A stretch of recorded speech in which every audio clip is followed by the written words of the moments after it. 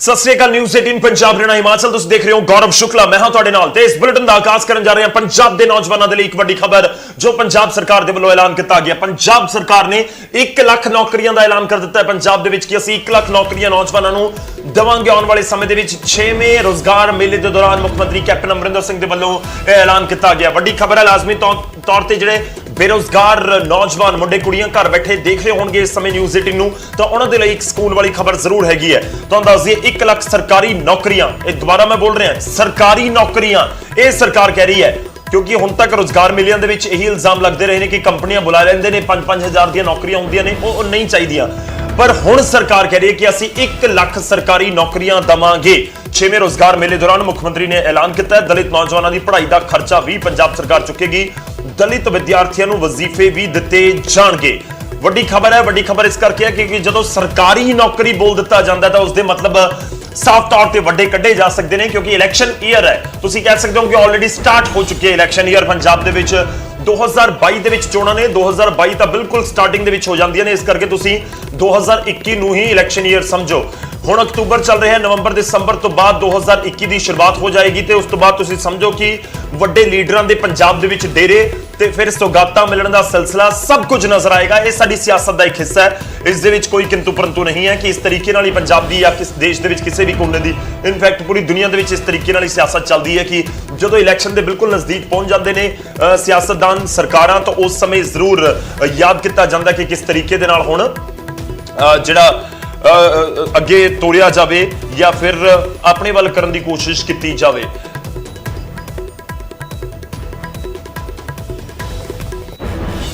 ਸੁਣਾਵਾਂਗੇ ਤੁਹਾਨੂੰ ਕੀ ਕੁਝ ਕਿਹਾ ਗਿਆ ਮੁੱਖ ਮੰਤਰੀ ਦੇ ਵੱਲੋਂ ਜੌਬਸ ਨੂੰ ਲੈ ਕੇ ਤੇ ਚਰਨਜੀਤ ਸਿੰਘ ਚੰਨੀ ਕੀ ਕੁਝ ਕਹਿ ਰਹੇ ਨੇ ਉਹ ਵੀ ਤੁਹਾਨੂੰ ਸੁਣਾਵਾਂਗੇ ਕੁਝ ਹੀ ਪਲਾਂ ਦੇ ਵਿੱਚ।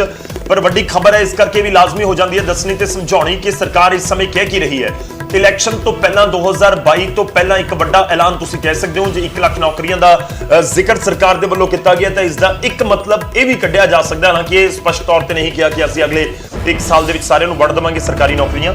ਸਰਕਾਰ ਨੇ ਇਹ ਜ਼ਰੂਰ ਕਹਿ ਦਿੱਤਾ ਹੈ ਕਿ 1 ਸਾਲ 1 ਲੱਖ ਨੌਕਰੀਆਂ ਅਸੀਂ ਸਰਕਾਰੀ ਨੌਕਰੀਆਂ ਨੌਜਵਾਨਾਂ ਨੂੰ ਪੰਜਾਬ ਦਿਆਂ ਨੂੰ ਦੇਣ ਜਾ ਰਹੇ ਹਾਂ।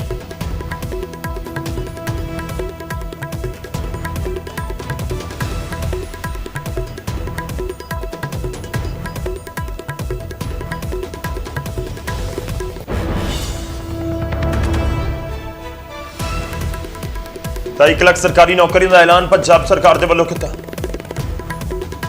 ਤਾਂ ਲਾਜ਼ਮੀ ਤੌਰ ਤੇ ਇੱਕ ਵੱਡਾ ਬਿਆਨ ਤੁਸੀਂ ਕਹਿ ਸਕਦੇ ਹੋ ਕਿ ਜ਼ਰੂਰ ਦਿੱਤਾ ਜਾ ਰਿਹਾ ਹੈ। ਉਮੀਦ ਕਰਾਂਗੇ ਕਿ ਜਲਦੀ ਇਸ ਸਰਕਾਰੀ ਨੌਕਰੀਆਂ ਦੀ ਪੂਰੀ ਰੂਪਰੇਖਾ ਤਿਆਰ ਕੀਤੀ ਜਾਵੇ ਤੇ ਜਿਹੜੇ ਪੰਜਾਬ ਦੇ ਨੌਜਵਾਨਾਂ ਤੱਕ ਪਹੁੰਚੇ ਜੋ ਇੰਤਜ਼ਾਰ ਕਰ ਰਹੇ ਨੇ ਲੰਬੇ ਵੇਲੇ ਤੋਂ ਵੱਖ-ਵੱਖ ਪੜ੍ਹਾਈਆਂ ਪੂਰੀਆਂ ਕਰਕੇ ਧਰਨੇ ਪ੍ਰਦਰਸ਼ਨਾਂ 'ਚ ਸ਼ਾਮਲ ਹੁੰਦੇ ਨੇ। ਉਮੀਦ ਕਰਾਂਗੇ ਕਿ ਤੁਹਾਡੇ ਤੱਕ ਇਹ ਜਲਦੀ ਸਭ ਕੁਝ ਸਰਕਾਰ ਦੀ ਯੋਜਨਾ ਪਹੁੰਚੇ। 1 ਲੱਖ ਕਾਫੀ ਵੱਡਾ ਨੰਬਰ ਹੈ। ਉਮੀਦ ਕਰਾਂਗੇ ਕਿ ਬਹੁਤ ਸਾਰੇ ਜਿਹੜੇ ਨੌਜਵਾਨ ਨੇ ਜੋ ਇੰਤਜ਼ਾਰ ਕਰ ਰਹੇ ਨੇ ਨੌਕਰੀ ਦਾ ਉਹਨਾਂ ਤੱਕ ਇਹ ਸਹੂਲਤ ਜ਼ਰੂਰ ਪਹੁੰਚੇ।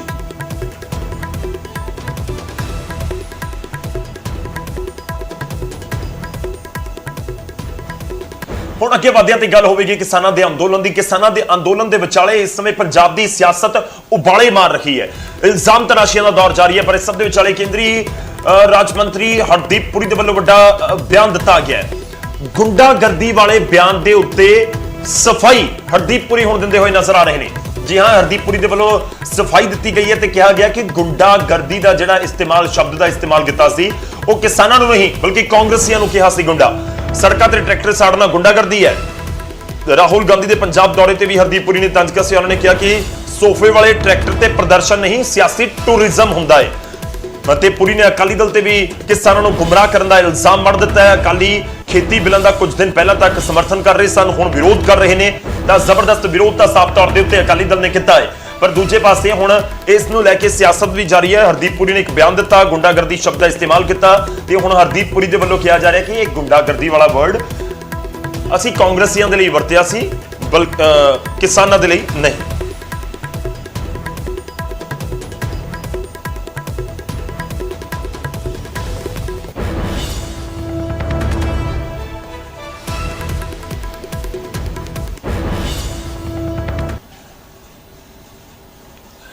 ਅੰਦੋਲਨ ਦਾ ਅਸੀਂ ਜ਼ਿਕਰ ਕਰਾਂਗੇ ਪਰ ਇਸ ਸਭ ਦੇ ਵਿਚਾਲੇ ਪ੍ਰਸ਼ਾਸਨ ਦੇ ਵੱਲੋਂ ਵੱਡੀਆਂ ਲਾਪਰਵਾਹੀਆਂ ਕੀਤੀਆਂ ਜਾ ਰਹੀਆਂ ਨੇ, ਖੁੰਦਕ ਕੱਢੀ ਜਾ ਰਹੀ ਹੈ।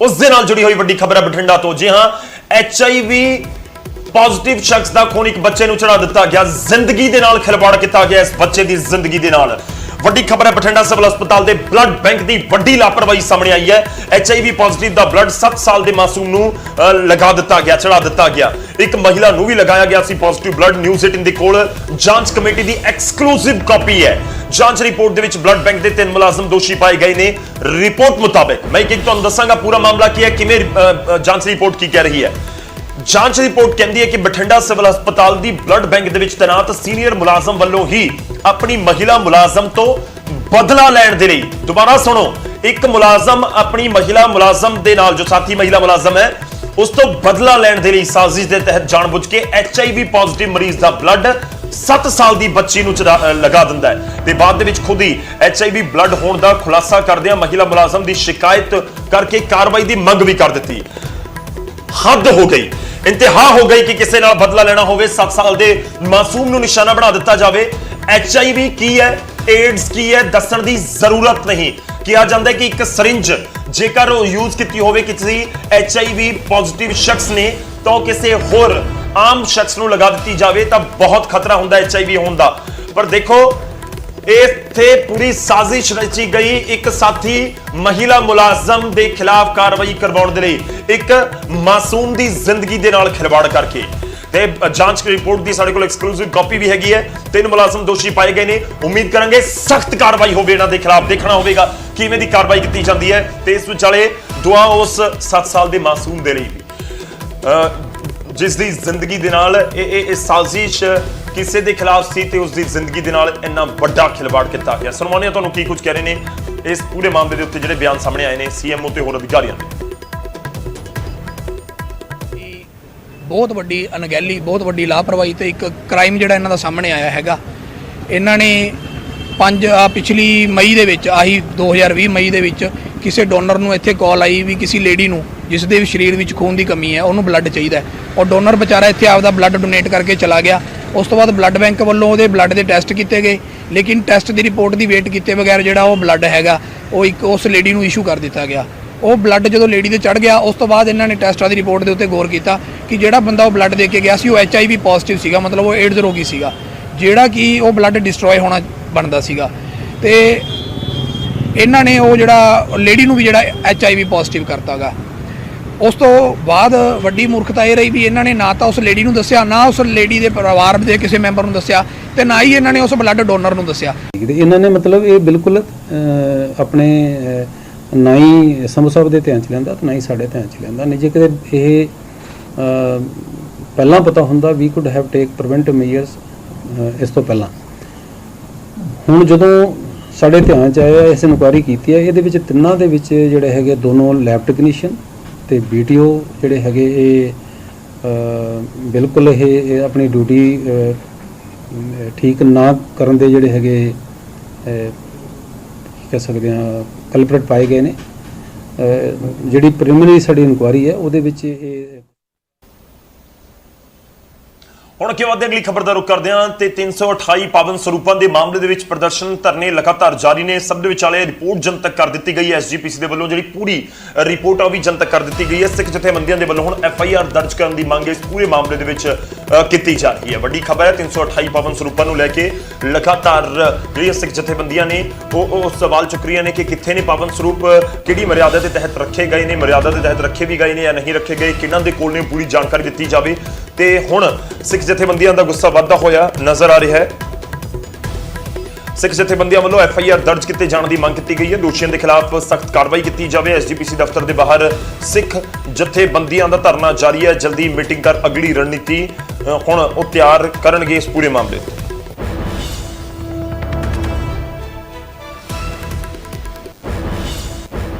SGPC ਦੇ ਪ੍ਰਧਾਨ ਗੋਬਿੰਦ ਸਿੰਘ ਲੌਂਗੋਵਾਲ ਵੱਲੋਂ ਕੱਲ ਇੱਕ ਵੀਡੀਓ ਜਾਰੀ ਕਰਕੇ ਇਹ ਦਾਅਵਾ ਕੀਤਾ ਗਿਆ ਕਿ ਜਿਹੜੀ ਰਿਪੋਰਟ ਹੈ 1000 ਪੰਨਿਆਂ ਦੀ ਉਸ ਨੂੰ ਜਨਤਕ ਕੀਤਾ ਗਿਆ ਔਰ SGPC ਦੀ ਵੈਬਸਾਈਟ ਤੇ ਵੀ ਉਹ ਅਵੇਲੇਬਲ ਹੋਏਗੀ ਪਰ ਇਸ ਦੇ ਨਾਲ ਹੀ ਇਹ ਮੈਂ ਦੱਸਣਾ ਚਾਹੁੰਦਾ ਕਿ ਜੋ ਜਥੇਬੰਦੀਆਂ SGPC ਦਫ਼ਤਰ ਦੇ ਬਾਹਰ ਲਗਾਤਾਰ ਧਰਨੇ ਤੇ ਬੈਠੀਆਂ ਹੋਈਆਂ ਨੇ ਉਹਨਾਂ ਵੱਲੋਂ ਮੋਰਚਾ ਖੋਲ੍ਹਿਆ ਗਿਆ ਉਹ ਹਾਲੇ ਵੀ ਜਾਰੀ ਹੈ ਬਿਲਕੁਲ SGPC ਦਾ ਜੋ ਮੁੱਖ ਦਫ਼ਤਰ ਹੈ ਉਸ ਦੇ ਬਿਲਕੁਲ ਸਾਹਮਣੇ ਤੁਸੀਂ ਦੇਖ ਸਕਦੇ ਹੋ ਕਿ ਜਿਹੜਾ ਮੋਰਚਾ ਲਗਾਇਆ ਗਿਆ ਉਹਦੇ ਵਿੱਚ ਮੰਗਾਂ ਦਾ ਜ਼ਿਕਰ ਕੀਤਾ ਗਿਆ ਉਸ ਦੇ ਵਿੱਚ ਇੱਕ ਮੰਗ ਇਹ ਵੀ ਵੀ ਸੀ ਕਿ ਇਸ ਰਿਪੋਰਟ ਨੂੰ ਜਨਤਕ ਕੀਤਾ ਜਾਵੇ, ਪਰ ਸਭ ਤੋਂ ਵੱਡੀ ਮੰਗ ਇਹ ਹੈ ਕਿ ਇਹ ਜਿਹੜੇ ਸਰੂਪ ਗਾਇਬ ਹੋਏ ਨੇ ਉਹ ਆਖਿਰਕਾਰ ਕਿੱਥੇ ਗਏ ਨੇ ਇਹ ਦੱਸਿਆ ਜਾਵੇ, ਔਰ ਇਸ ਦੇ ਨਾਲ ਹੀ ਜਿਹੜੇ ਅਧਿਕਾਰੀ ਇਸ ਦੇ ਲਈ ਜ਼ਿੰਮੇਵਾਰ ਨੇ ਉਹਨਾਂ ਦੇ ਖਿਲਾਫ ਕਾਨੂੰਨੀ ਕਾਰਵਾਈ ਕੀਤੀ ਜਾਵੇ। ਤਾਂ ਇੱਥੇ ਜਿਹੜੇ ਸਤਿਕਾਰ ਕਮੇਟੀ ਦੇ ਨਾਲ ਸੰਬੰਧਿਤ ਆਗੂ ਨੇ ਉਹਨਾਂ ਤੋਂ ਅਸੀਂ ਜਾਣਨ ਦੀ ਕੋਸ਼ਿਸ਼ ਕਰਦੇ ਹਾਂ ਕਿ ਉਹ ਇਸ ਜਿਹੜੀ ਰਿਪੋਰਟ ਜਨਤਕ ਕੀਤੀ ਗਈ ਹੈ ਕੱਲ, ਉਹਦੇ ਤੋਂ ਤੁਸੀਂ ਕਿੰਨੇ ਕੁ ਸੰਤੁਸ਼ਟ ਔਰ ਕੀ ਹੁਣ ਤੁਹਾਡਾ ਮੋਰਚਾ ਇਸ ਰਿਪੋਰਟ ਨੂੰ ਜਨਤਕ ਕਰਨ ਤੋਂ ਬਾਅਦ ਸ਼ਾਂਤ ਹੋਣ ਵਾਲੇ ਪਾਸੇ ਵਧੇਗਾ ਜਾਂ ਇਸੇ ਤਰ੍ਹਾਂ ਜਾਰੀ ਰਹੇਗਾ?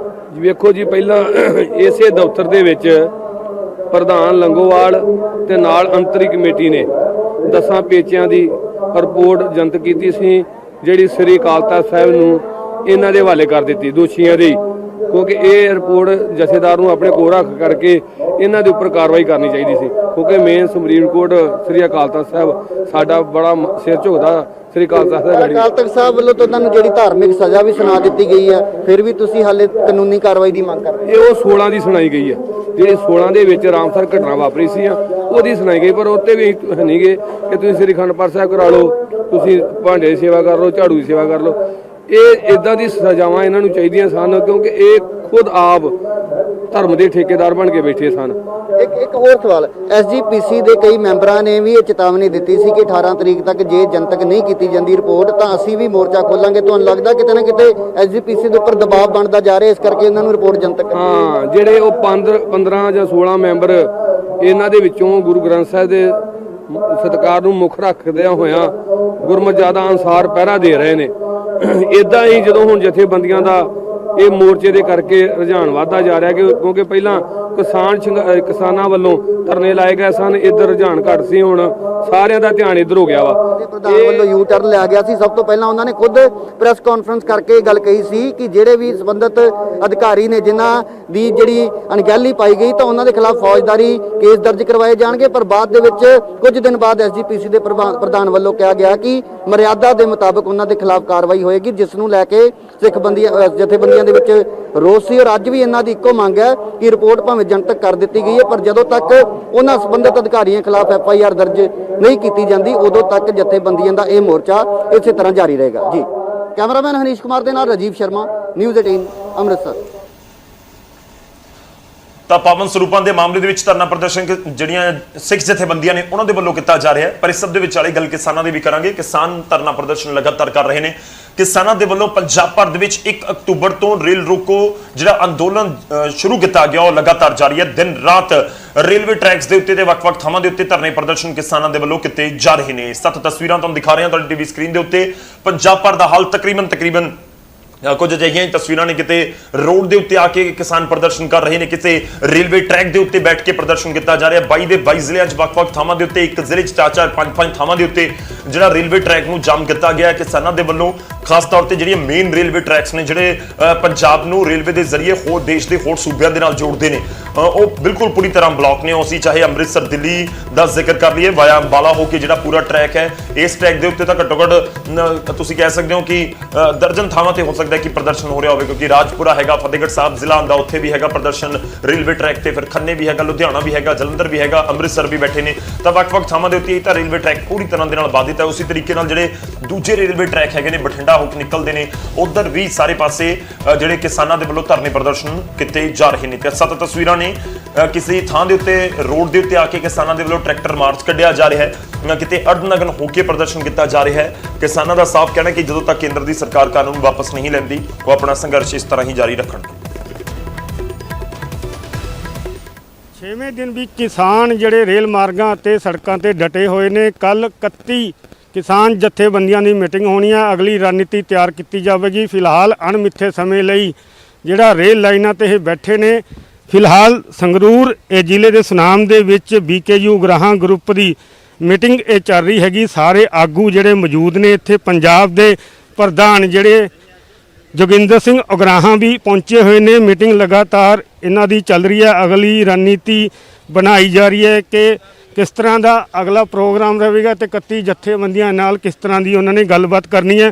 ਸਾਡੇ ਨਾਲ ਮੌਜੂਦ ਨੇ ਜੋਗਿੰਦਰ ਸਿੰਘ ਉਗਰਾਹਾਂ, ਪ੍ਰਧਾਨ BKU ਉਗਰਾਹਾਂ ਗਰੁੱਪ ਦੇ। ਸਰ, ਕੀ ਕਹਿਣਾ ਚਾਹੋਗੇ? ਤੁਹਾਡੀ ਮੀਟਿੰਗ ਚੱਲ ਰਹੀ ਹੈਗੀ ਹੈ ਤੇ ਹੁਣ ਕੱਲ 31 ਜਥੇਬੰਦੀਆਂ ਮੀਟਿੰਗ ਹੋਣੀ ਹੈ, ਅਗਲੀ ਰਣਨੀਤੀ ਕਿਸ ਤਰ੍ਹਾਂ ਹੋ ਸਕਦੀ ਹੈ, ਕਿਸ ਤਰ੍ਹਾਂ ਸੰਘਰਸ਼ ਹੋ ਸਕਦਾ?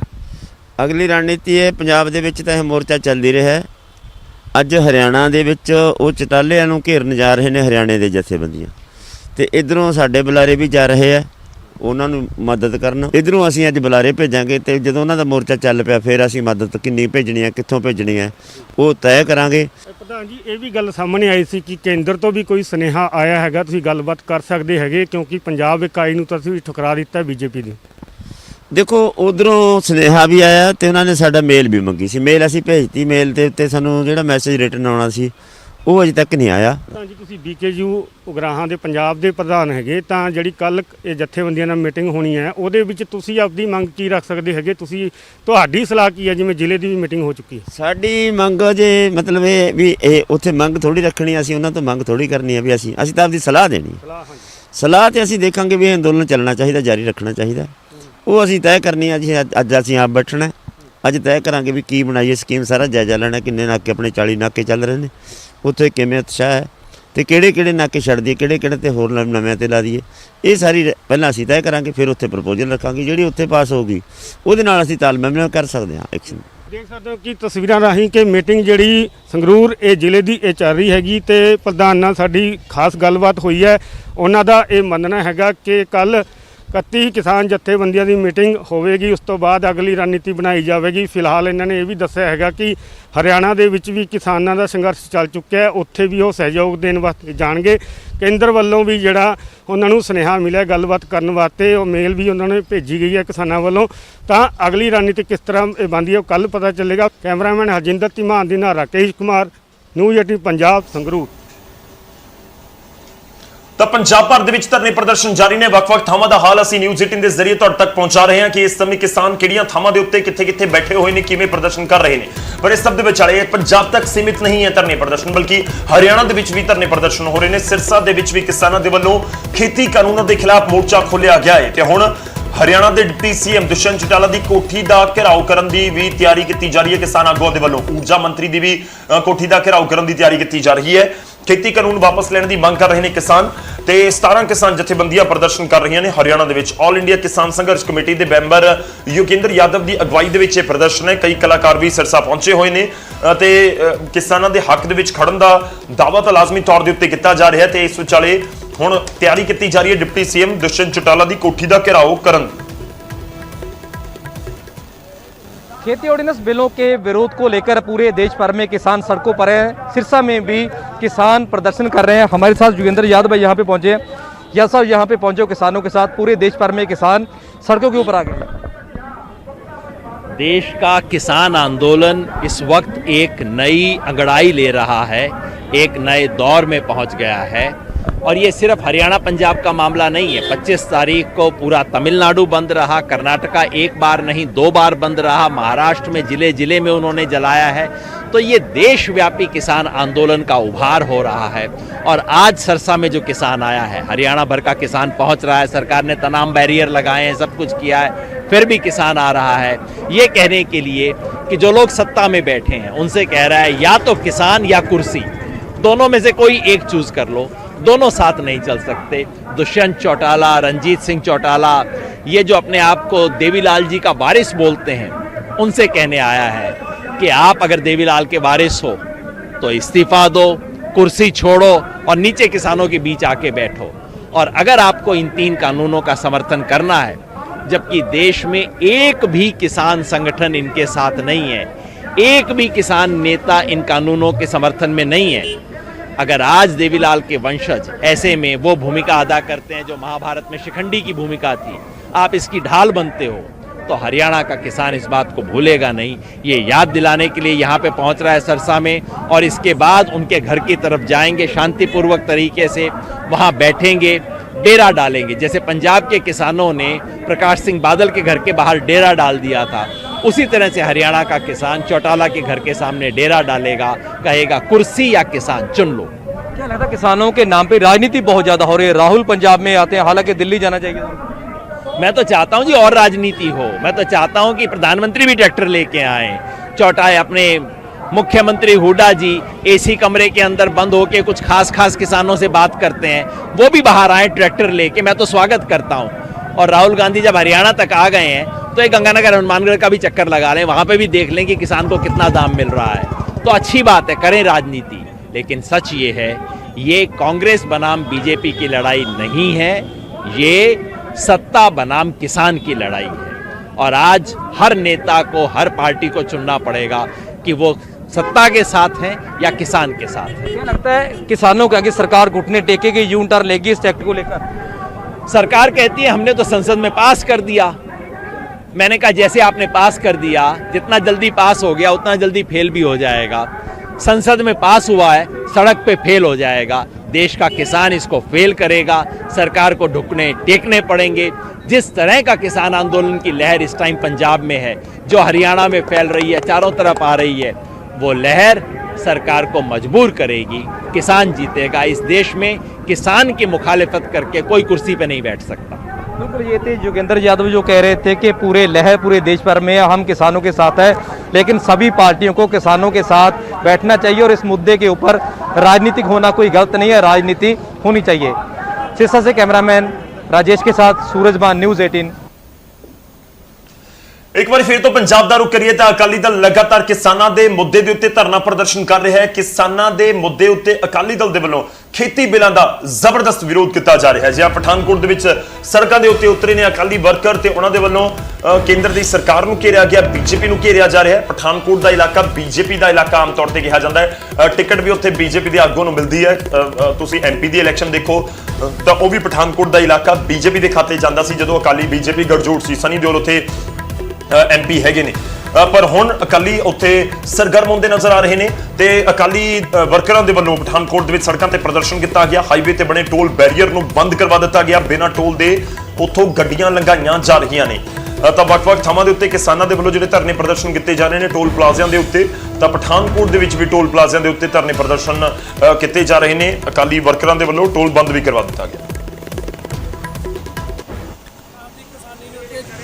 ਕੇਂਦਰ ਦਾ ਜਿਹੜਾ ਵੱਡਾ ਡਾਕਾ ਵੱਜਣ ਦਿਆ ਉਹਦੇ ਵਿਰੁੱਧ ਵਿੱਚ ਅੱਜ ਪੰਜਾਬ ਦੇ ਵਿੱਚ ਤੁਸੀਂ ਵੇਖ ਲਓ ਤਕਰੀਬਨ ਹੀ ਸਾਰੀਆਂ ਰੇਲ ਲਾਈਨਾਂ, ਵੱਡੇ ਟੋਲ ਪਲਾਜ਼ੇ ਬੰਦ ਪਏ ਨੇ। ਇਸੇ ਤਹਿਤ ਹੀ ਸਾਡੇ ਕਿਸਾਨ ਵਿੰਗ ਦਾ ਪ੍ਰਧਾਨ ਦਲਜੀਤ ਸਿੰਘ ਬਾਈ ਚੱਕ ਇਹਦੀ ਅਗਵਾਈ ਹੇਠ ਅਸੀਂ ਪਠਾਨਕੋਟ ਦਾ ਜਿਹੜਾ ਟੋਲ ਪਲਾਜ਼ਾ ਇਹਨੂੰ ਬੰਦ ਕੀਤਾ ਆ।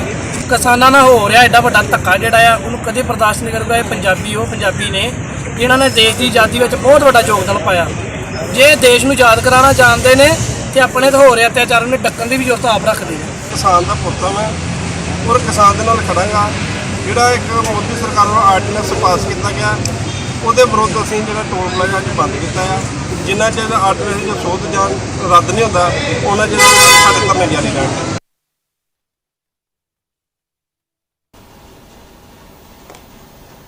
ਤਾਂ ਧਰਨੇ ਪ੍ਰਦਰਸ਼ਨਾਂ ਦਾ ਦੌਰ ਜਾਰੀ ਹੈ। ਸੜਕਾਂ ਜਾਮ ਕੀਤੀਆਂ ਜਾ ਰਹੀਆਂ ਨੇ, ਪਰ ਸਭ ਦੇ ਵਿਚਾਲੇ ਲੋਕਾਂ ਨੂੰ ਪਰੇਸ਼ਾਨੀ ਹੋ ਰਹੀ ਹੈ।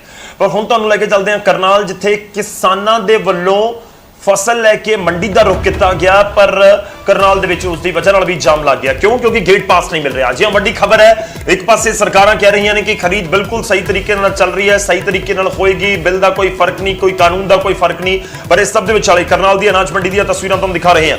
ਕਰਨਾਲ ਦੀ ਅਨਾਜ ਮੰਡੀ ਦੀਆਂ ਤਸਵੀਰਾਂ, ਜਿੱਥੇ ਟਰਾਲੀਆਂ ਦੀਆਂ ਲੰਬੀਆਂ ਕਤਾਰਾਂ ਨੇ। ਜਾਮ ਕਾਰਨ ਨੈਸ਼ਨਲ ਹਾਈਵੇ ਤੇ ਆਵਾਜਾਈ ਪ੍ਰਭਾਵਿਤ ਹੋਈ ਹੈ। ਦਿੱਲੀ ਅੰਬਾਲਾ ਹਾਈਵੇ ਤੇ ਕਰੀਬ 2 ਕਿਲੋਮੀਟਰ ਲੰਬਾ ਜਾਮ ਲੱਗ ਗਿਆ। ਮੰਡੀ ਦੇ ਵਿੱਚ ਟਰਾਲੀਆਂ ਨੂੰ ਗੇਟ ਪਾਸ ਮਿਲਣ ਦੇ ਵਿੱਚ ਦੇਰ ਹੋ ਰਹੀ ਹੈ ਤੇ ਜਾਮ ਕਾਰਨ ਲੋਕ ਜਿਹੜੇ ਨੇ ਉਹ ਪਰੇਸ਼ਾਨੀ ਦਾ ਸਾਹਮਣਾ ਕਰ ਰਹੇ ਨੇ।